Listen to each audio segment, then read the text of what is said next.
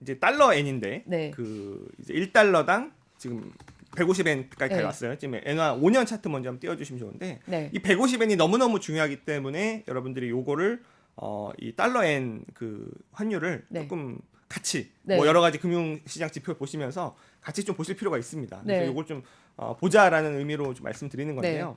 자, 일단은 엔화가 약세가 되는 건 너무나 자연스러운 현상이죠. 네. 왜냐하면 여기는 아직도 제로 금리의 그런 이제 10년물 금리 YCC라고 있고 양적 완화를 하고 있잖아요. 네. 그렇기 때문에 이게 다 긴축하고 있는데 혼자 양적 완화하고 있어요. 네. 그러면 통화의 약세가 되는 건 당연하긴 한 겁니다만 네.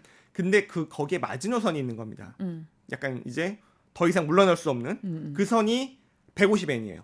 그런데 이게 그러면은 이게 지금 제가 보면은 이게 한 작년 말에 또 한 11달 정도 전이 됐을 거예요. 이게 이게 유튜브 들어가셔서 이제 150엔 치시면 온갖 방송사 막 이런 데서 큰일 났다 이런 네, 기사 1년 엄청 전에, 많습니다. 예. 그때 이제 한 거의 1년이 조금 안 되는 네네. 그런 시점에 아마 작년 10월 11월쯤 될 것 같은데 그때 이제 150엔을 살짝 넘기도 했었거든요. 네. 근데 빠르게 또 안정화됐죠. 네. 근데 최근에 다시 150엔이 왔단 말이에요. 네. 이게 되게 중요한 거고. 그래서 지금 일봉 차트를 또 보시면 되게 재밌는 게 있는데 며칠 전입니다. 보시면 굉장히 큰 밑꼬리가 크게 달린 파란색 음봉이 하나 보이실 거예요. 네. 네. 며칠 전에 한 일주일 정도 전인 것 같은데 네. 그날 밤에 아마 저희 연휴 기간이었을 거예요 아마. 네네. 근데 그날 밤에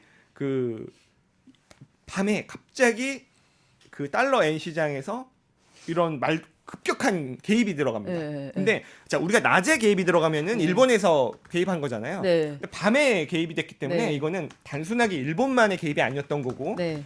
미국과 모종의 합의가 있었던 움직임인 네. 거예요. 왜냐면 그런 이제 야간 밤에 있었던 거기 때문에 갑자기 150엔 터치하니까 어마어마한 그런 엔화 매수로 이제 네네. 한 147엔까지 떨어지는 그런 일이 벌어졌고요. 다시 올라오긴 했습니다만 네.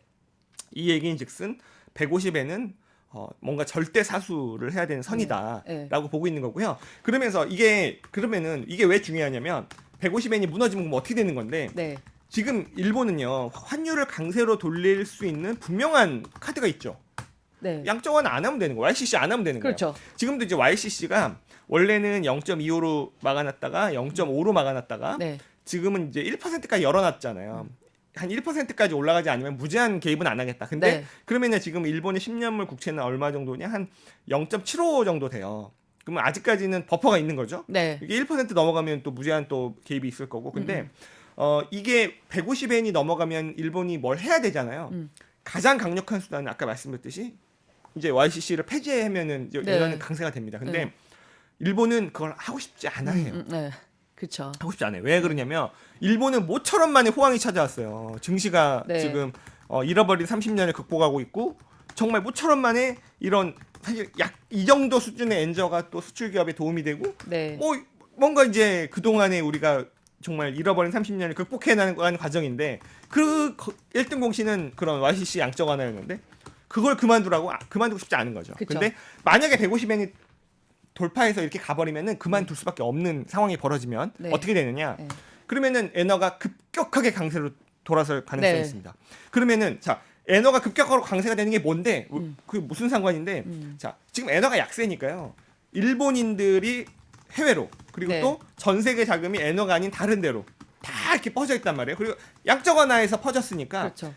다른 나라들이 특히 미국이 하고 있는 긴축을 버퍼를 해주고 있는 거예요. 일본이. 그렇죠. 돈을 풀어주면서 네. 유동성을 여기서 공급해주고 있었던 네. 거란 말이에요.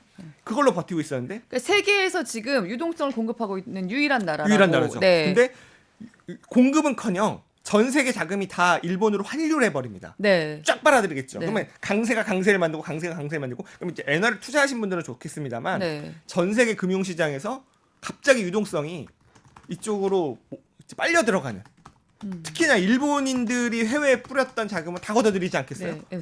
더 강세가 되기 전에 네. 이런 일이 벌어지면 이제 금융시장에 좀 더 혼란이 있을 수 있기 때문에 네. 미국도 원치 않고 일본은 더더욱 원치 않는 네. 그런 정말 긴축으로 돌아서야 되는 그런 상황이 나올 수 있기 때문에 150엔을 사수하는 그러니까 지금 이런 YCC도 하고 돈도 풀고 이런 와중에 150엔을 넘지 않는 이런 적정한 수준이 모두에게 좋다. 특히 일본도 그걸 바라고 뭐 국제 금융시장도 그걸 바라는 그런 상황이기 때문에 그거를 근데 그럼에도 불구하고 150원 뚫고 올라가면 어쩔 수 없잖아요. 그렇기 때문에 잘 지켜보셔야 될 것 같아요. 아니 그 사실 그걸 딱 지키기가 그 선에서 딱 거기 계속 머물러 있게 하기가 이렇게 변덕스러운 생물 같은 시장에서 너무 쉬운 일이 아니잖아요. 그렇죠. 그래서 여러 가지가 복합적으로 작용을 해야 되는데 네. 지난번처럼 뭐 갑자기 이런 상황에서는 개입을 하겠습니다만 개입이라는 건 한계가 있어요. 개입만으로 막을 수는 없는 겁니다. 근데 최근에 어쨌든 다시 조금 내려왔던 거는 달러가 좀 약세가 되는 게 도와줬던 건데 네. 다시 강세가 되면서 지금 150엔 붙어버렸단 말이에요. 거의. 그러면은 달러 강세 뭐 모든 통화가 약세가 되니까 네. 이런 상황이 만약에 더 이어진다면 그래서 지난번에도 어쨌든 미국 국채 금리가 뭐 4.8 뭐 10년물이 4.9까지 가고 뭐 이러면서 150엔 위협했던 거란 말이에요. 네. 그런 것들이 다 같이 도와줘야 돼서 뭔가 연준도 이걸 되게 주의 깊게 볼 겁니다. 그런 것들을 보면서 150엔을 넘지 않기 위한 정말 국제적인 그런 공조가 잘 워킹하는지 볼 필요는 네. 있을 것 같아요. 아 진짜 이게 정말 쉽지 않은 상황인 것 같아요. 여기도 좀 타이밍 못 맞춰가지고 이 마지노선 150엔에서 잘못해서 넘어가거나 하게 되면 여기도 타이밍 맞지 않아 생기는 스파크가 여기 그렇죠. 튈 수 있는 그런 상황인 것 같은데 네. 여기서 넷마블님이 질문을 주셨습니다. 네.